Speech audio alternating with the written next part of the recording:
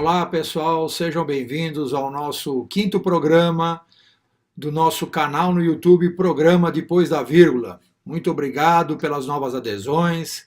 Se você ainda não fez, por favor, clique lá em adicionar ou se inscrever e faça parte da nossa programação do canal Depois da Vírgula. No final deste vídeo, no final deste programa, você terá lá o endereço para se inscrever.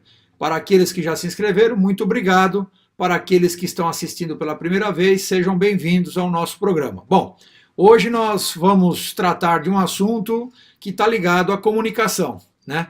E uma das questões que está se discutindo muito é que parece que a eleição ainda não acabou para o governo, né? A última eleição, muito embora tenha revelado que a população estava indignada, mostrou, obviamente, uma necessidade muito grande de mudança. Embora eu tenha assistido recentemente uma entrevista do ex-ministro do governo Temer, o general Sérgio Etchegóin, que disse que os brasileiros que elegeram o atual governo elegeram por conta de valores e não por conta de ideologia, nem de esquerda nem de direita. Bom, eu, embora tenha assistido todo o programa que foi apresentado no canal Globo News, eu não concordo, obviamente, com essa colocação do ex-ministro e general Sérgio Etchegóin. Eu acho que o povo brasileiro não elegeu este ou aquele governo por conta de valores. Eu acho que elegeu para mudança de modelo de governança, modelo de governabilidade, ou seja, por uma outra visão de governo. Ou seja, eu estou mudando porque eu quero um novo jeito de governar. Eu acho mais coerente. Essa questão de valores dá a impressão de que existe um maniqueísmo político. De um lado, dos vencedores ou dos perdedores, o bem, do outro lado, o mal. Eu acho que não é bem por aí, e eu prefiro, com modéstia, com a minha modéstia, eu prefiro escolher a questão da governabilidade. O que a gente está vendo nesse momento, e aí voltando ao nosso programa em si, é que nós temos cada vez menos emprego num ambiente extremamente hostil, né? Num ambiente de negócios onde há cada vez menos emprego, né? E esse ambiente que penaliza o emprego e a disposição de oportunidades de trabalho, há muito tempo é refém do poder público, que já não tem dinheiro há muito tempo, né? Grupos organizados resistem, né? Nesse modelo de proteção, embora o setor privado venha sofrendo muito, e é ele quem vem pagando a conta, e não é de hoje, já está bastante insatisfeito com esse tipo de comportamento do governo, ou seja, um governo que não tem foco, um governo que está mais preocupado com picuinha, um governo que está preocupado com ampliação de CNH, um governo que está preocupado com porte de cartuchos que pode estar na arma do cara que vai lá no estande de tiro praticar tiro esportivo. Eu acho que isso não está ajudando. Isso não está ajudando em nada os objetivos do governo, os objetivos que o Brasil tem que atingir, que é uma reforma do setor público, uma reforma da Previdência, uma reforma consistente em que inclua todos os brasileiros e não apenas uma camada dos brasileiros, né? Então, o que nós estamos vivendo agora é um momento um pouco estranho dessa comunicação, né? A nova direita, essa que assumiu, obviamente, o governo, está preocupado em posicionar marxismo cultural, como a esquerda fazia, vamos bem dizer a verdade, quando penalizava e criticava duramente os neoliberais, os empresários de direita, os empresários conservadores. Tanto um lado quanto o outro não leva a lugar nenhum. Se a experiência, como se diz hoje, do passado não foi boa, esta que nós estamos aplicando tampouco está sendo, porque estamos vivendo o quarto mês do governo, ou seja, o quarto mês, eu estou descontando o mês de maio, e nada evoluímos, ou seja, nós estamos presos, como diz o Paulo Guedes, a um baixo crescimento, entre aspas, não sei, acho que o Paulo Guedes também está sendo vítima diria, paralisia produzida por comunicação não muito clara do governo, né? A coalizão vitoriosa, ela logicamente sofre efeitos colaterais de sua estratégia, e é isso que nós estamos discutindo aqui. Sabe, pelo menos no dia a dia, da sua agenda negativa, aquilo que está levando corte ideológico, pelo menos é o que parece, porque não foi apresentado um argumento técnico para as verbas universitárias federais, né? As questões de mudança no Ministério da Educação, também por modelo ideológico, as questões da Lei Rouanet por modelos ideológicos, né? Recentemente tivemos um episódio não muito agradável, com uma retirada de uma campanha que tratava de diversidade do Banco do Brasil, teve interferência direta do executivo, direta do presidente Jair Messias Bolsonaro, isso não é legal. Então, vamos tirar um pouco isso e vamos entender. Isso aqui me parece que é a agenda negativa que o governo está encontrando no seu inimigo imaginário, porque até então nós estamos vivendo alguns inimigos imaginários. Recentemente, o outro inimigo imaginário era o nosso vizinho, a Venezuela, através do Maduro.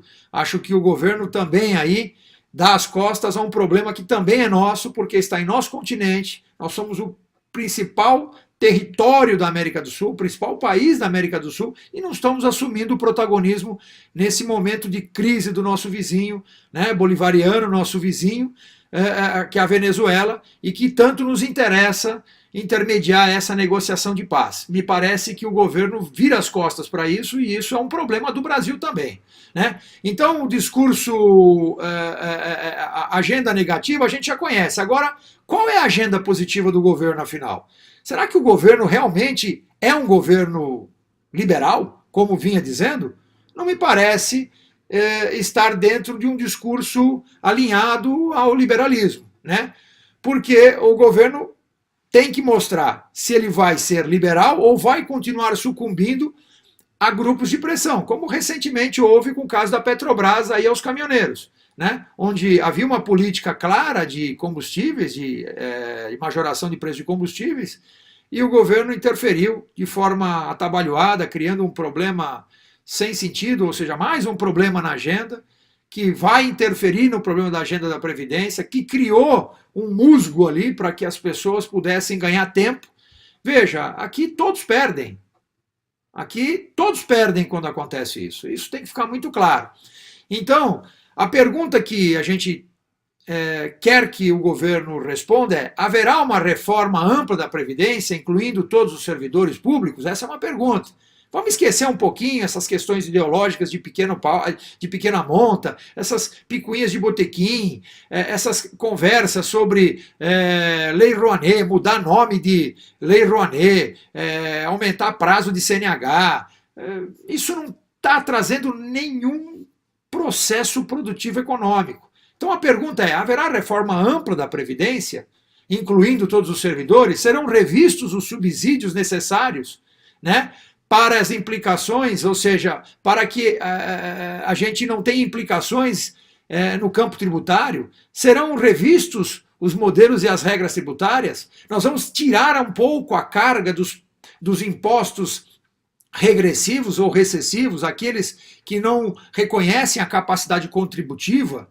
Vamos aumentar a carga tributária via impostos progressivos e que reconhecem a capacidade contributiva, ou seja, com isso eu vou formar mais poupança nas camadas menos favorecidas e dar mais condições para que essas camadas possam consumir no futuro, né? Vamos começar a discutir com cuidado necessários os problemas, né? E as implicações diversas propostas que estão aí sobre a mesa, ou o governo vai insistir em bravatas que revelam despreparo e desespero, né?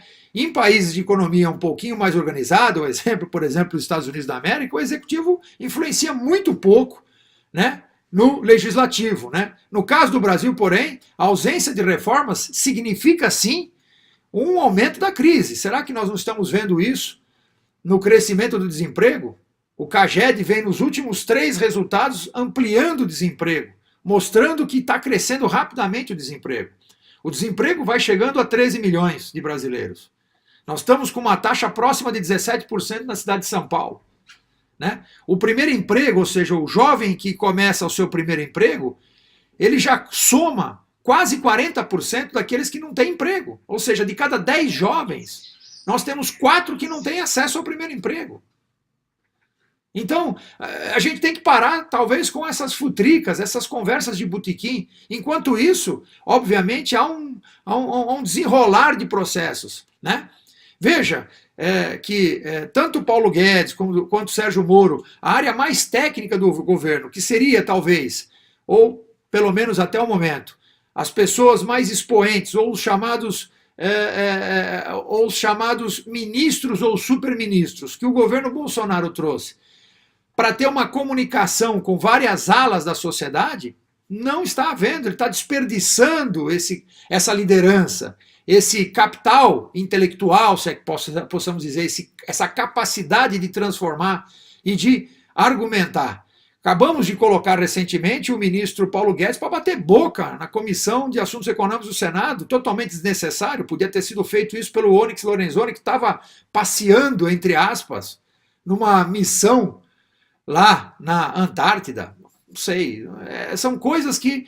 Então, o governo precisa realmente assumir o papel, e essa comunicação, ela precisa ser muito clara, ou seja, quais são realmente as prioridades do Brasil. Então, o mercado está bastante cauteloso, e isso está sendo revelado fisicamente na disposição de postos de trabalho. Nós estamos consumindo postos de trabalho com tanta bate-cabeça. Todo dia, se nós formos esperar aqui para fazer um programa, e o nosso leitor e o nosso telespectador que está aí nos acompanhando, o nosso assinante do nosso canal Depois da Vírgula, nos vê no nosso 5º programa aqui, nós teríamos que ter já 10, 20 programas, cada um por dia pelo menos, porque todo dia o governo produz uma crise, todo dia o governo produz uma comunicação truncada, toda vez o governo produz alas contra alas, ou seja, existe uma comunicação paralela no governo que atrapalha sobremaneira os objetivos do governo. Então, eu acho que esse é o grande problema. Então, vamos tentar melhorar um pouquinho a frase que Paulo Guedes disse recentemente aqui num simpósio aqui em São Paulo, que o Brasil estava preso a uma armadilha de baixo crescimento. Não, Paulo Guedes, desculpe, ministro. O nosso país está preso numa armadilha de defeito de comunicação. O Brasil está passando uma impressão de péssima comunicação. A linguagem está completamente fora. Como diz os executivos, eles não estão na mesma página. Então vamos colocar o tema na mesma página, vamos colocar o nosso objetivo na mesma página. É isso aí, pessoal. Espero que vocês continuem se inscrevendo no nosso canal e estaremos aqui no próximo episódio, no próximo capítulo, no próximo programa, discutindo mais temas de relevância nacional. Por hoje é só, e que Deus nos acompanhe e nos abençoe. Até lá!